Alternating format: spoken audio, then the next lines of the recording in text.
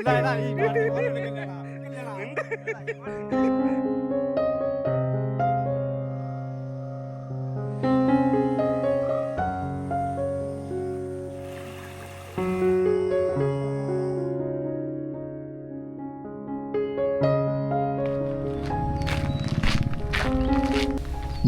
ഓർമ്മകൾ അയവിറക്കി ഒരു വയൽ നടത്തം. ഈ പാത നീളുന്നത് ഒരു കാലത്ത് സമൃദ്ധിയുടെ വിളനിലമായിരുന്ന എൻ്റെ നാട്ടിലെ ഒരു പാടശേഖരത്തിലേക്കാണ്.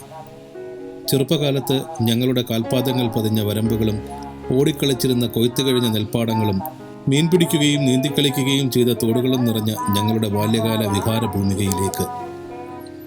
പാതിരമുറ്റം ശ്രീകൃഷ്ണസ്വാമി ക്ഷേത്രമാണിത്. ഈ ക്ഷേത്രമുറ്റവും ഇവിടുത്തെ ഉത്സവാഘോഷങ്ങളും എന്നെപ്പോലെ തന്നെ ഇന്നാട്ടിലെ നാനാജാതി മതസ്ഥരുടെ ജീവിതത്തിന്റെ ഭാഗമായിരുന്നു. രാമ രാമ ഹരേ ഹരേ ഹരേ കൃഷ്ണ കൃഷ്ണ കൃഷ്ണ ഹരേ ഹരേ.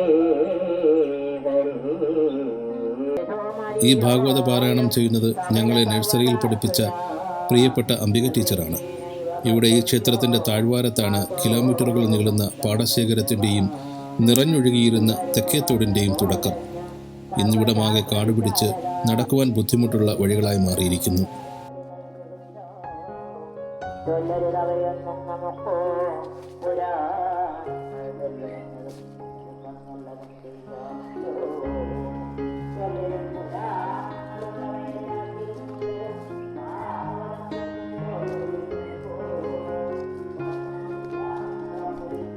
ജനുവരിയിലെ മഞ്ഞുള്ള തണുത്തുള്ള പ്രഭാതത്തിലാണ് ഞാൻ ഈ വയൽ നടത്തത്തിന് ഇറങ്ങിയത്. വരൂ, നമുക്ക് ചില ഭൂതകാല ഓർമ്മകൾ പങ്കുവച്ച് ഈ നഷ്ടഭൂമികയിലൂടെ അല്പനേരം നടക്കാം. 80കളിലെയും 90കളിലെയും ബാല്യങ്ങൾക്ക് ഇനി പറയാൻ പോകുന്ന കാര്യങ്ങൾ കൂടുതൽ മനസ്സിലാകും.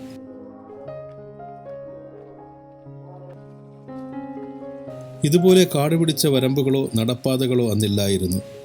സാധാരണക്കാരുടെ സഞ്ചാരപാതകളായിരുന്നു ഈ വയൽവരമ്പുകളെല്ലാം. ജനങ്ങളുടെ നിരന്തരമായ യാത്ര ഈ വയൽവരമ്പുകളെ എന്നും പുതുമയോടെ നിലനിർത്തി. അഞ്ചൽ ആലഞ്ചേരി പാതിരമുറ്റം ക്ഷേത്ര താഴ്വാരത്ത് നിന്നും ആരംഭിക്കുന്ന വയലേലകളും ഇരുഭാഗത്തും സമാന്തരമായി നിറഞ്ഞൊഴുകിയിരുന്ന തോടുകളും പുത്തയം തെക്കേ ഭാഗം ആലപ്പണ്ണട ക്ഷേത്രത്തിൻ്റെ താഴ്വാരത്ത് കൂടി കടന്ന് ഇത്തിക്കരയാറിൽ ലയിച്ച് മുന്നോട്ടു പോകുന്നു. കേരളത്തിലെ നെൽപ്പാടങ്ങളിൽ ഭൂരിഭാഗവും ഇപ്പോൾ കരഭാഗങ്ങളായോ അല്ലെങ്കിൽ മറ്റിതര കൃഷികൾക്കായോ മാറ്റപ്പെട്ടിട്ടുണ്ട്. അതിന് വയലുകളുടെ ഉടമസ്ഥരെ കുറ്റം പറഞ്ഞിട്ടൊരു കാര്യവുമില്ല. നെൽകൃഷിയുടെ സാഹചര്യങ്ങൾ മാറി മറിയുകയായിരുന്നു പലയിടത്തും. റബ്ബർ മരങ്ങളാണ് ഇപ്പോൾ കൂടുതലായും വയലുകളിൽ പ്ലാന്റ് ചെയ്തിരിക്കുന്നത് എന്ന് കാണാം. ഇതിൽ തന്നെ പലരുടെയും വയലുകൾ ഒരു കൃഷിയും ചെയ്യാതെ തരിസായി കിടക്കുന്നുമുണ്ട്.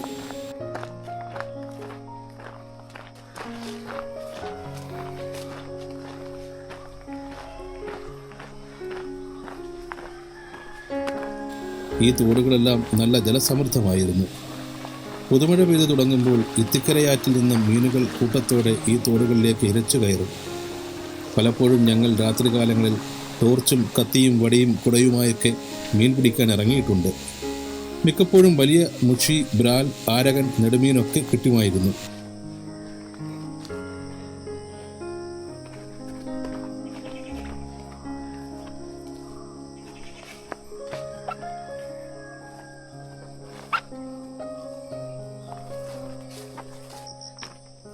അന്ന് കൊയ്ത്തു കഴിഞ്ഞ വയലേലകൾ ഞങ്ങളുടെ കളിസ്ഥലങ്ങളായിരുന്നു. സ്കൂൾ വിട്ട് വീട്ടിൽ ചെന്ന് നേരെ വയലിലേക്ക് ചാടും. കൂടെ 2-3 ആടും പശുവും അതിൻ്റെ കുട്ടികളുമൊക്കെ ഉണ്ടാകും. അതിനെ മേയ്ക്കാൻ വിട്ടിട്ട് അതുങ്ങൾക്ക് പിറ്റേന്നത്തേക്കുള്ള പോച്ചയും തോലുമൊക്കെ ഉണ്ടാക്കണം. അതുപോലെ തന്നെയാണ് എല്ലാ സുഹൃത്തുക്കളുടെയും കാര്യവും. ആദ്യം എല്ലാവരും കൂടി ആടുകൾക്കും പശുക്കൾക്കുമുള്ള തീറ്റ ഓടി നടന്ന് പരസ്പര സഹായത്തോടെ ചാക്കിലോ വല്ലത്തിലോ നിറയ്ക്കും. വയലേലകളുടെ കരഭാഗങ്ങളിലുള്ള മിക്കവാറും വീടുകളിലെ ബാലസെറ്റുകൾ എല്ലാവരും കാണും. എന്നിട്ടാണ് പിന്നെ വാശിയേറിയ കായിക മത്സരങ്ങൾക്ക് തുടക്കം കുറിക്കുന്നത്. തട്ടുതട്ടായുള്ള വയലുകളിൽ പല പല കായിക മത്സരങ്ങൾക്ക് അരങ്ങൊരുങ്ങും. കബഡി കളി, ഫുട്ബോൾ, ക്രിക്കറ്റ് തുടങ്ങി നിരവധി കളികൾ. സീസൺ അനുസരിച്ച് കളികൾ മാറും. കളികൾ കാണുവാനും പ്രോത്സാഹിപ്പിക്കുവാനുമൊക്കെ മുതിർന്നവരുമുണ്ടാകും. അവരൊക്കെ ബീഡിയും വലിച്ച് മുറുക്കാനും മുറുക്കി വെടിവട്ടങ്ങളുമായി വയലിൻ്റെ വരമ്പുകളിൽ കുത്തിയിരിക്കും. നേരെ വിരുട്ടി തുടങ്ങും വരെ വയലുകളിൽ വാശിയേറിയ കായിക മത്സരങ്ങൾ നടക്കും. വയലിൻ്റെ സമീപ പ്രദേശങ്ങളിലെ വീടുകളിൽ നിന്നും അമ്മമാരുടെയും മറ്റും നീട്ടിയുള്ള വിളികളിൽ കൂടെ കളിച്ചുകൊണ്ടിരിക്കുന്നവർ കളിക്കളം വിട്ടൊഴിഞ്ഞു തുടങ്ങും. ഞങ്ങൾക്ക് തിരികെ വീട്ടിലേക്ക് കുറച്ച് ദൂരം പോകണം. കൂടെ അനിയനും പരിസരവാസികളായ കൂട്ടുകാരുമൊക്കെ കാണും. നേരം ഇരുട്ടി വീട്ടിൽ ചെന്ന് കയറുമ്പോൾ സ്ഥിരം ഉമ്മയുടെ വഴക്കാണ്. സ്കൂൾ പരീക്ഷകളൊക്കെ കഴിഞ്ഞുള്ള അവധികൾ ഞങ്ങൾ കൂടുതൽ നേരവും വയലുകളിലാണ് കഴിഞ്ഞിരുന്നത്. വീട്ടിലെ നാൽക്കാലികൾക്ക് ഭക്ഷണം സംഘടിപ്പിക്കുക എന്നുള്ള വ്യാജേന ഇവിടേക്ക് എത്തുന്നതിനു പിന്നിൽ വയലുകളിൽ ചാടിമറയുക എന്ന അജണ്ട തന്നെയായിരുന്നു.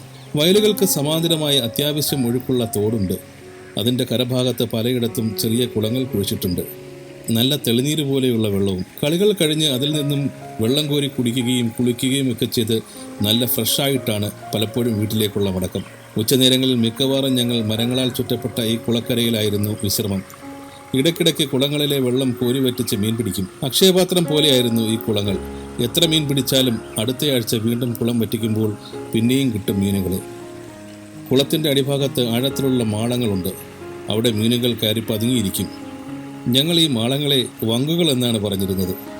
നീളമുള്ള ഒട്ടമരത്തിൻ്റെ കൊമ്പുകൾ വെട്ടി അതിലേക്ക് കുത്തി മീനുകളെ പുറത്തേക്ക് ചാടിക്കും. ചിലപ്പോഴൊക്കെ പുളവന്മാരും പുറത്ത് ചാടിയിട്ടുണ്ട്. നീർക്കോലികളെ ഞങ്ങൾ പുളവന്മാർ എന്നാണ് വിളിച്ചിരുന്നത്.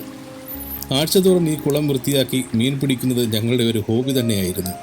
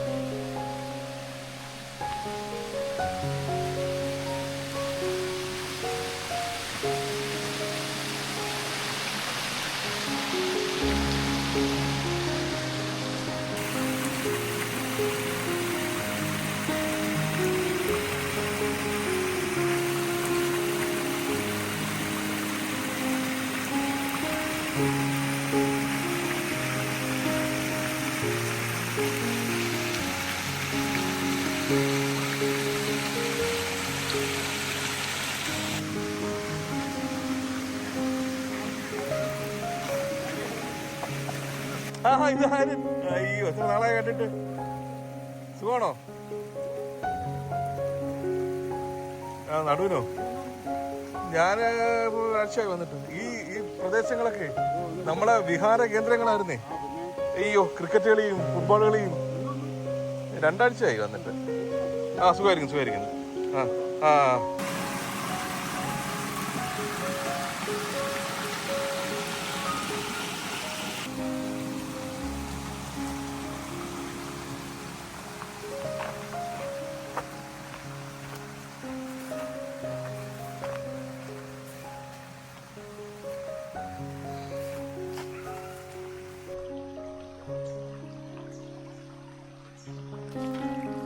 കൊയ്ത്ത് കഴിയുമ്പോൾ താറാവിൻ കൂട്ടങ്ങളുമായി അണ്ണാച്ചിമാരെത്തും.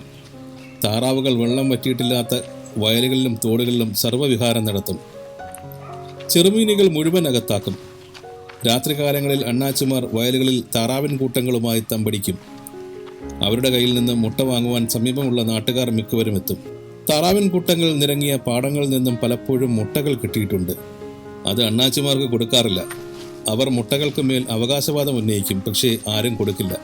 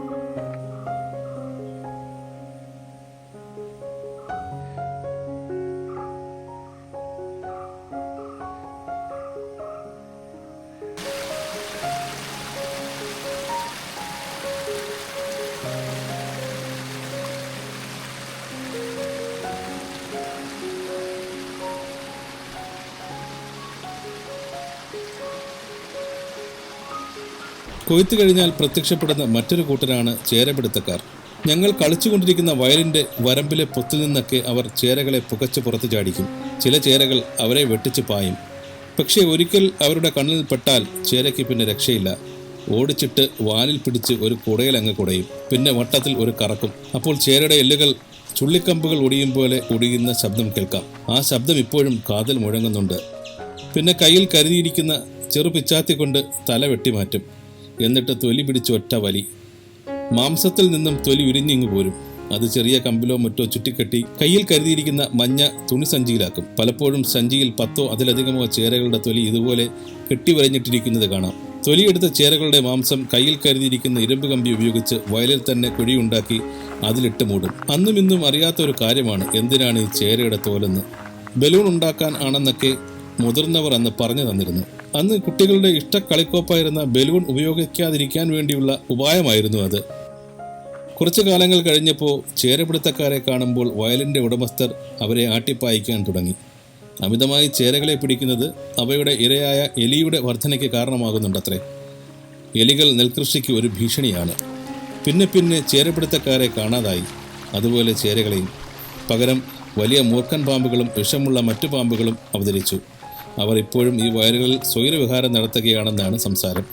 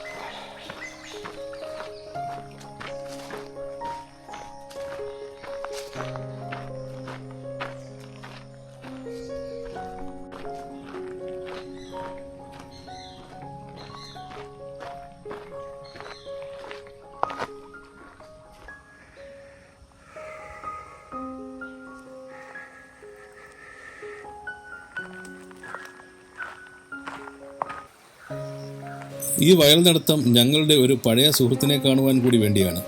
വയലിക്കടയിലെ നൗഷാദിനെ കാണുവാൻ. പണ്ട് സ്കൂൾ വിദ്യാഭ്യാസമൊക്കെ കഴിഞ്ഞ കാലത്ത് ഞങ്ങൾ എല്ലാവരും കൂടി വയലിക്കടയിൽ ഒത്തുകൂടുമായിരുന്നു. അന്ന് നൗഷാദിന്റെ വാപ്പ റഷീദ് കാക്കയായിരുന്നു കട നടത്തിയിരുന്നത്. റഷീദ് കാക്ക വയലിലെ പണികൾക്കായി ഇറങ്ങുമ്പോൾ മൂത്ത മകനും ഞങ്ങളുടെയൊക്കെ ഏകദേശം സമപ്രായക്കാരനുമായ നൗഷാദാണ് കടയിലെ കാര്യങ്ങൾ നോക്കുന്നത്. നൗഷാദ് തന്റെ ചെറുപ്രായത്തിൽ തന്നെ വിവാഹിതനായി. ഞങ്ങളായിരുന്നു നൗഷാദിന്റെ സുഹൃത്തുക്കളായി എല്ലാത്തിനും കൂടെ നിന്നത്. ഒരു ചെറിയ പലചരക്ക് കടയും മുറുക്കാൻ കടയും ചെറുകടികളും മറ്റുമായി ചെറിയൊരു ചായക്കടയും കൂടി ഉൾപ്പെട്ട വയലിന്റെ വക്കത്ത് തോട്ടരികത്ത് അന്നാട്ടുകാരുടെയൊക്കെ അത്താണിയായിരുന്ന ഹൈപ്പർ മാർക്കറ്റും സൂപ്പർ മാർക്കറ്റും ഒക്കെയായിരുന്നു റഷീദ് കാക്കയുടെ വയലിക്കട. കംപ്ലീറ്റ് മാറിപ്പോയില്ലേ ഇപ്പം? ദിവസവും മാറ്റങ്ങളാണ് ഇവിടെ. മോന്റെ പേരെന്തുവാ? ഇർസാൻ. Okay okay. പിന്നെ എത്ര വയസ്സായി? 6 മാസമായി. എവിടെയാ കല്യാണം കഴിഞ്ഞേ മോളെ? ശരി ശരി. ഏതൊരു പഠിച്ചായിരുന്നു? ഏതോ നല്ല ബിടെക്. ഓക്കെ. വയലിക്കട ഞങ്ങൾക്കും ഈ നാട്ടുകാർക്കും ഒരു വികാരമായിരുന്നു. പലതിന്റെയും അത്താണിയായിരുന്നു വയലിക്കട. കടയുടെ സൈഡിലുള്ള ഒടിഞ്ഞ ബെഞ്ചിൽ ഞങ്ങൾ മണിക്കൂറുകളോളം ചിലവഴിച്ചു. ചായയും ബോണ്ടയും കഴിച്ചു. ആടുന്ന ബെഞ്ചിലിരുന്ന് ഭാവി കാര്യങ്ങളെപ്പറ്റി കൂലങ്കഷമായി ചർച്ചകൾ ചെയ്തു. ഇന്ന് നൗഷാദ് തികഞ്ഞൊരു കർഷകനാണ്. വർഷങ്ങളായി നൗഷാദിനെ നേരിൽ കണ്ടിട്ട്. അവൻ എന്നൊരു മുത്തച്ഛനും കൂടിയാണ്. സത്യത്തിൽ നമ്മുടെ പലരുടെയും തിരക്കേറിയ നാഗരിക ജീവിതത്തിൽ തിരക്കുകളൊക്കെ മാറ്റിവെച്ച് ഇതുപോലെ നല്ല ശുദ്ധവായുവൊക്കെ ശ്വസിച്ച് വയലുകളിൽ കൂടി ഇങ്ങനെ കുറച്ചു നേരം നടന്നാൽ മനസ്സിനും ശരീരത്തിനും കിട്ടുന്ന ഒരു ഫ്രഷ്നെസ് പറഞ്ഞറിയിക്കാൻ പറ്റാത്ത ഒന്നാണ്. ഒന്ന് ട്രൈ ചെയ്ത് നോക്കൂ.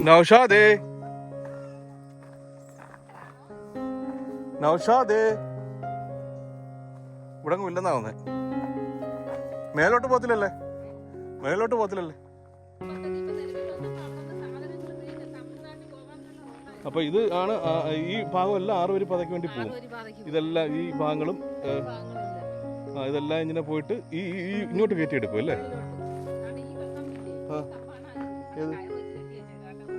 Okay okay okay okay.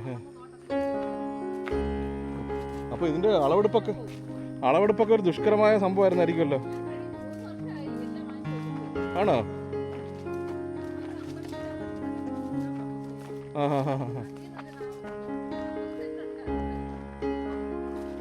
വയലാണോ അത്?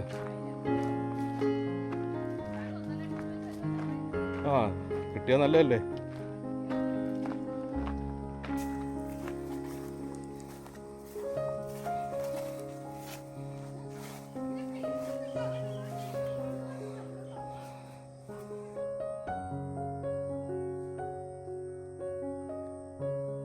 ഇവൻ താടിയൊക്കെ വളർത്തിയോ? എടാ ആര് പറഞ്ഞു?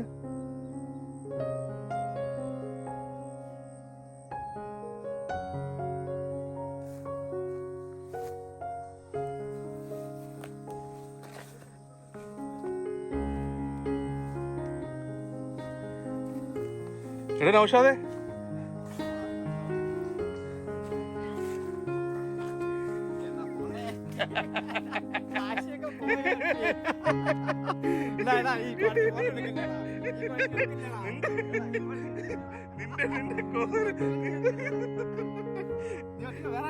ഞാൻ ഒറ്റയ്ക്ക് വന്നത്. എടാ നീ ആകെ മാറിപ്പോയല്ലേ? ഇത് താടി കൈ വെച്ചു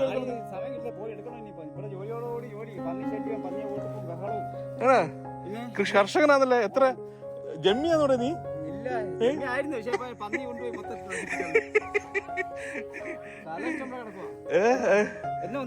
ഞാൻ ഒരാഴ്ചയായി. ഞാൻ എല്ലാ മാസം വരും. ഇപ്പൊ ഇങ്ങോട്ടൊന്ന് ജസ്റ്റ് ഇറങ്ങി കംപ്ലീറ്റ് ഒന്ന് കാണാന്ന് വിചാരിച്ച് ഇറങ്ങി വന്നതാ. ഞാൻ എപ്പോഴും വിചാരിക്കടാ അങ്ങോട്ട് വരണം. സത്യം പറഞ്ഞ ഷമീർ വരുമെന്ന് പറഞ്ഞു. ഈ പിന്നെ ഏത്തവാഴ പിന്നെ ഇതെല്ലാം നിങ്ങളുടെയാണോ? മാഷാഅല്ലാഹ്. മേലുണ്ടെന്നോ നല്ല വസ്തുക്കൾ?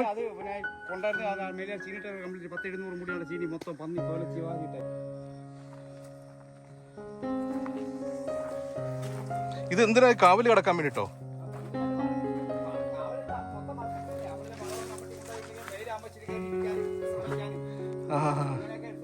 നിനക്ക് കർഷകശ്രീ അവാർഡ് കിട്ടണ്ടല്ലേ നീ? എനക്ക് അപ്പാനാണെങ്കില് എന്ത് വാഞ്ഞത്?